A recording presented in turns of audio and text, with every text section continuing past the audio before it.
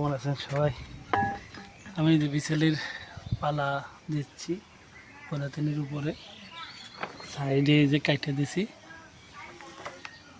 Canal কেটে দিছি, net এর তল এলো নেট ফল গুঁড়ো করে দিছি, আর হলো লবণ। এই যে আপনার পলিথিনের তলে এইটা ভালো হবে কি খারাপ হবে, এই যে আপনারা দেখতে পাচ্ছেন লবণ ছিটিয়ে দিছি, লবণ ছিটিয়ে দিছি।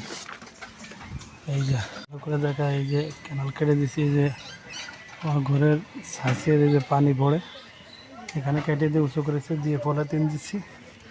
এই যে নেট ফল দিচ্ছি, নেট ফল বাইরে চলে আসছে, লবণ ছিটাই দিচ্ছে, আপনারা দেখতে পাচ্ছেন লবণ ছিটাই দিচ্ছে তল দিয়ে, লবণ ছিটাই দিয়ে পালা দিচ্ছে। যে বিছেলে সব কিনেছি, কেনা আছে, আর আমার নিজের বিছেলে এইগুলো ঘরে, এই ঘরে ধরতেছে না বিদায় আমি হলো এখানে পালা দিচ্ছি ছোটোখাটো করে, 10,000 রাখা যায় সেইভাবে।